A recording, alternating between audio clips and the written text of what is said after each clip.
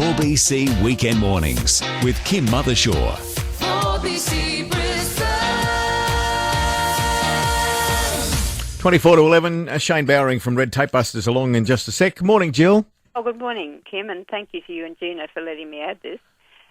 Look, there's an even stronger link that Blair and your listeners might be interested in relating to Holy Trinity Church of England. This is about Anzac Day you're talking? Yes, it is. Yeah. At Wollongabba, the Yep. one on the hill that overlooks the freeway at Hawthorne Street. Yeah. And a fellow called the Reverend Canon Garland, who did serve some time there after Anzac Day, but he also had a church role at St Barnabas Little Church at Waterworks Road at Ashgrove there at Red Hill before you crossed into Ashgrove at the bottom of the hill. So there are people there who are doing a memorial for Canon Garland to show his place in the formation of Anzac Day, which was extremely significant, I believe. So if you like, I'll get one of my friends who Gina does know, but I don't think he listens to the program on the weekend. But I'll get some more information, get somebody to phone in next Saturday, because it will be the Anzac Day weekend, to fill that in, because I think it's really important. Because there's another fellow, Kim, you might remember, a pretty old guy, he might have been too old for you, called Eric Abrahams, and he led the roll-up of people who joined from out in the country. Oh, okay. And I'm going all goosey saying this. Eric Abrahams, and he got all these men from, look, if I said Roma, I might be wrong, but it started somewhere like Roma, Yep. which was very big at the time with the oil and Roma oil and stuff, and it was the Dungaree Army. Okay. As they Yep.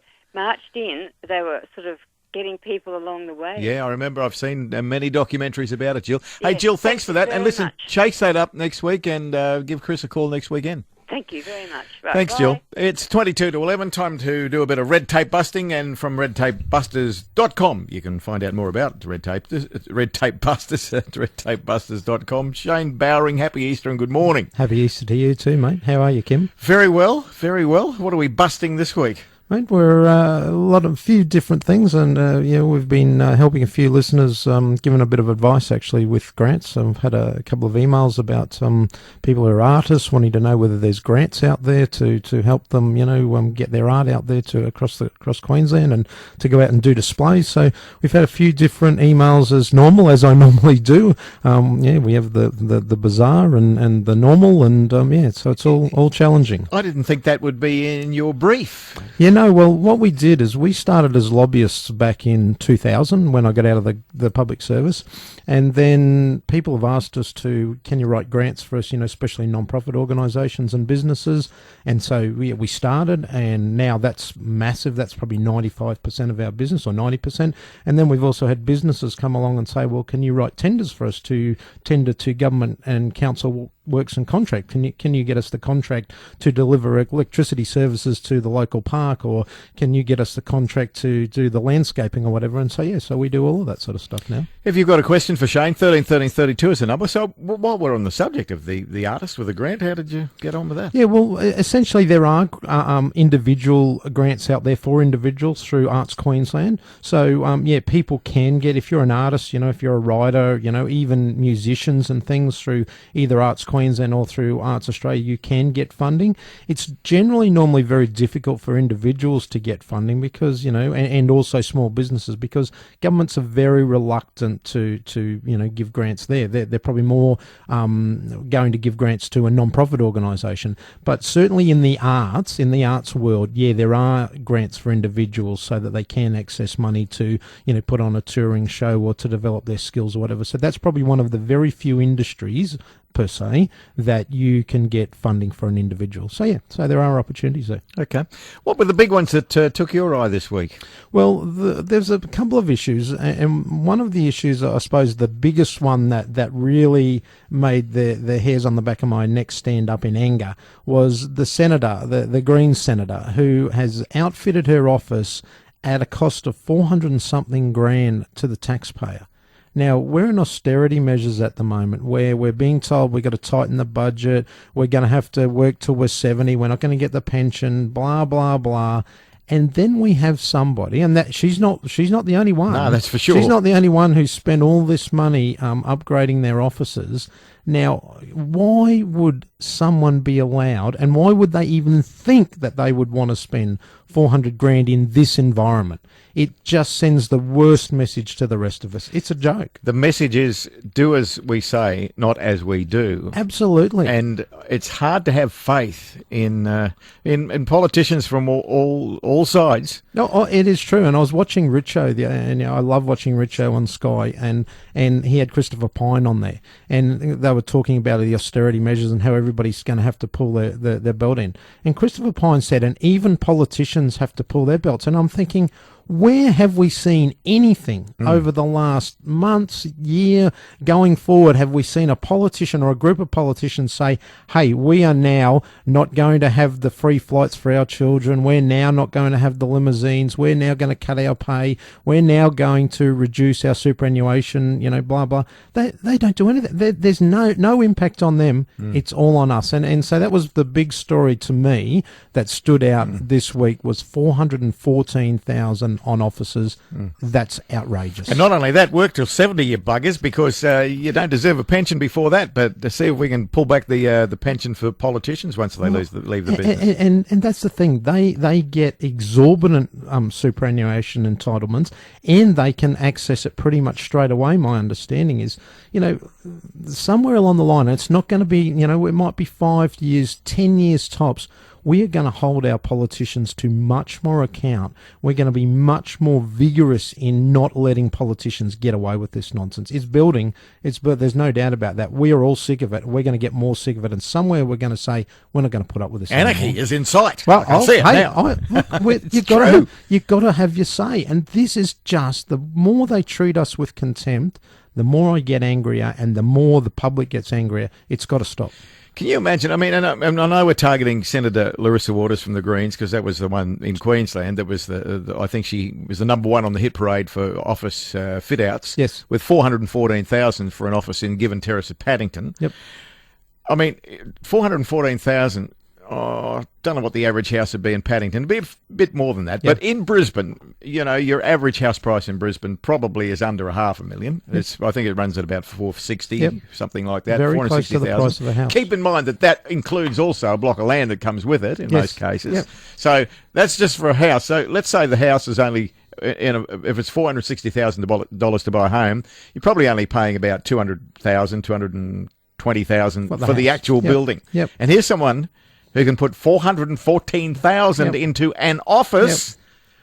Can you tell me, just explain this to me, Shane, how does Senator Waters or any other senator go home at night and think, yeah, I've done the right thing by the Australian voter today? That's the point, Kim, isn't it? Can those politicians get up in the morning, look at themselves in the mirror and say, hey, I am delivering value for money. That 414,000 is value for money for the taxpayers of Australia and for my constituents because I represent Queenslanders. You could not possibly, there would be more frugal ways of doing it. And look, I just believe there would probably be even government buildings, federal government buildings, where she could have got into, got access to an area where she could set up in that basically is costing the federal government nothing. There might be a bit for outfitting, Let's even say it was $100,000 for outfitting internally to get her staff to have their desks and whatever. Yeah, reasonable. $100,000 still a lot of money, but look, you might wear that. We're not going to wear 414. That's just outrageous. Okay, but what can we do about it? Well, this is where everybody will be listening now saying, hey, Shane, I agree with you. Well, I gather most of our listeners will agree, but they won't say anything. What you've got to do is you've got to either email Larissa Waters or email the feds, your local federal member, and say, this is wrong. We are sick of this nonsense. We are tired of it, and we want you people to stop this nonsense. Do you think they take notice? Well, they will if one person writes in, they don't care. But if 100 people or 1,000 people write in, absolutely. They'll eventually take notice because people are going to start voting with their feet. It's 14 to 11. You're with Shane Bowering from Red Tape Busters. And if you've got a question you'd like to put to Shane, 13 13 32, or if you'd like to join the conversation, feel free. It's 14 to 11, News Talk 4BC. They're back. The continuous call team. Ray, Bozo, Blocker, and Ray, I've been eating chocolate since I was born. the Big Mark. This afternoon from midday, the continuous call team is on deck. Now, we'll give you updates of the Canberra-Melbourne Storm game, but basically, it's an afternoon of fun, frivolity, and a bit of football. The continuous call team, My Kitchen Rules, returns tomorrow night at 7:30 on Channel 7. Queensland has an $80 billion debt problem, with an interest bill of $4 billion every year. $4 billion could rebuild a regional hospital, build 25 new schools and hundreds of kilometres of highway. To fix our debt problems, strong choices have to be made. To increase taxes, reduce services or sell or lease some assets. The Queensland Government wants you to have your say. Go to strongchoices.qld.gov.au today.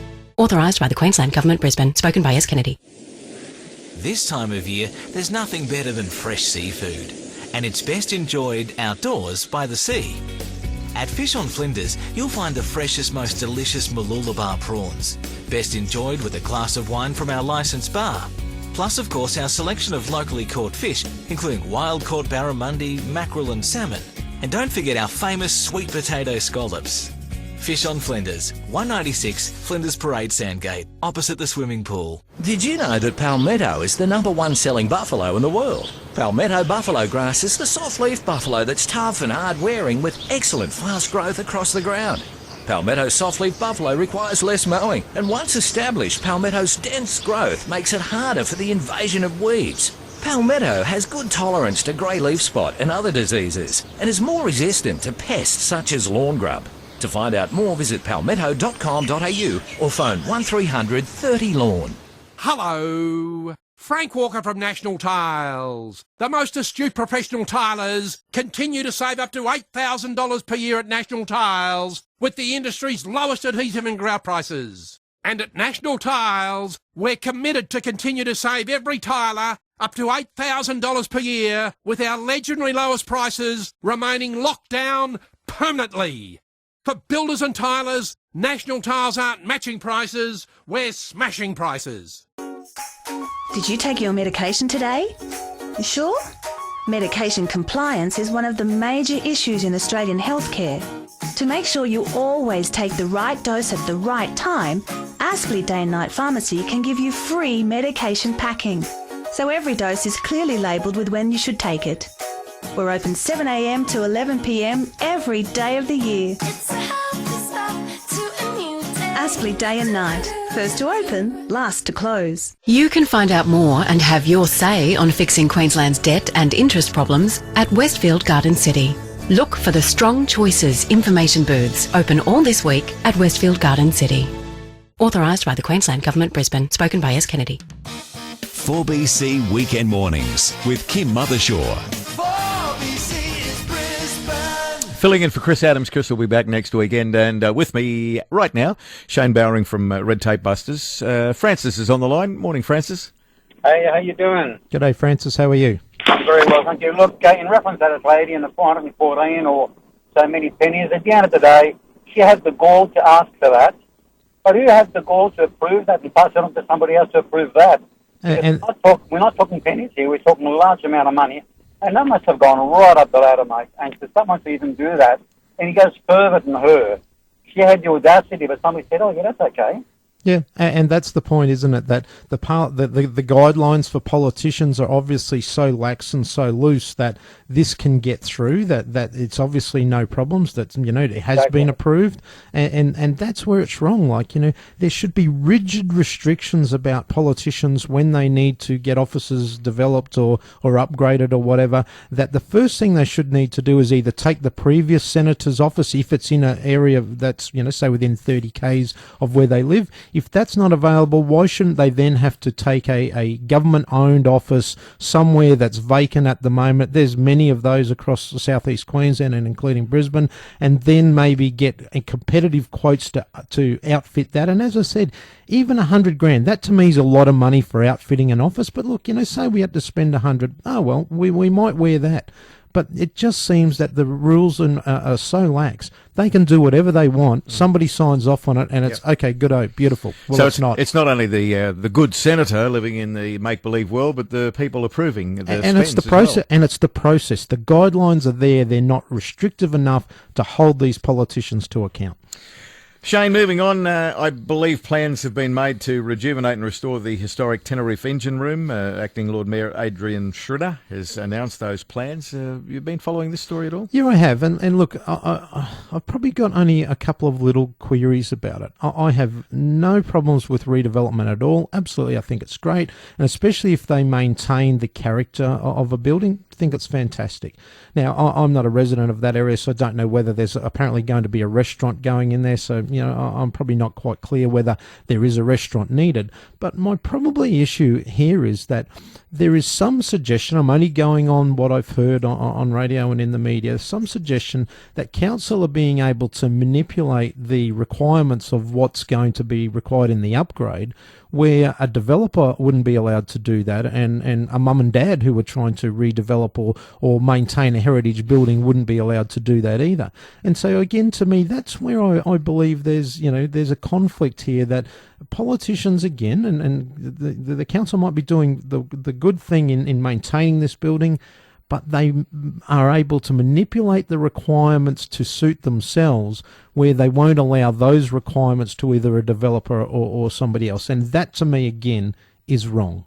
Everybody should be treated the same.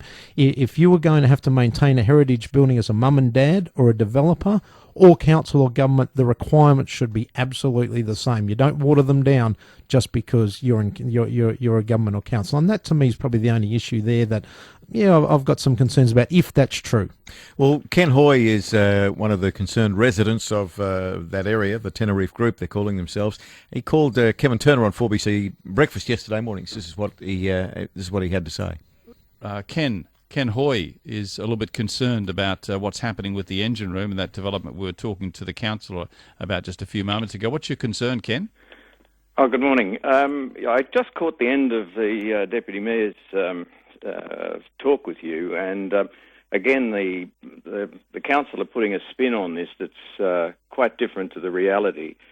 The fact is that they're intending to put a 60-seat restaurant in the last remaining piece of parkland between New Farm Park and Newstead, and the impact on the community is going to be huge insofar as there's no parking, there's no facility for waste removal, there's the road cannot handle that, and generally, from a point of view of the building itself, having been a long-time resident of this area, that building was meant to be for community use. And no matter what spin they put on it, making it into a restaurant is not community use. The intention always was that the developer had to leave the building there, improve that or make that little park area, and then hand it to the council so that they could use it for, as I said, community use. So that's Ken Hoy from the Tenerife Group. That was they were Ken's concerns, Shane? Yeah, and again, if council can override the requirements that it's now not going to be community use when it had to be for everybody else, again, I just see that that's wrong. I just think that we've got it out of whack. And look, the council, as I said, I fully support the fact that they're going to maintain a heritage building and whatever. But then if you're changing things to suit yourself, which you won't allow the public to be able to do, I think that's wrong. And very quickly before we go, what do you think about councillors who are against small allotments? Well, yeah, again, this is another interesting story. The Councillor Steve Griffiths, I think, from Maruka, who has been a vehement opponent of small lots, and the fact that he believes that Brisbane City Council are now trying to sardine people into Brisbane City, and that it's really causing issues with parking, and you shouldn't be allowed to create these small lots. And yet he's applied, and my understanding has been approved, to subdivide his own block. Now, look, I just sit there and I shake my head, because if you're vehemently opposed to something and you're opposed to a policy, I would have thought in your DNA that you're opposed to it full stop, not that you're opposed to it for everybody else to do it, but you're supportive if you do it. Now, look, see, this is where we get very disillusioned with politicians in general, not just from any particular party. They're all the same to me. We get disillusioned because they do what they want for them and for their benefit, But for the rest of us, they don't care. And see, I just think again, it comes back to my point before. There will be anarchy somewhere, Kim. We will have had enough. We will have said, hey, we're not going to have this anymore. And we're going to have politicians who mean what they say and say what they mean. Shane, I think Red Tape Busters is going to be around for a long, long time because I can see your job just getting bigger and bigger. If you'd like to know more, www.redtapebusters.com, and you can contact Shane Bowering through that.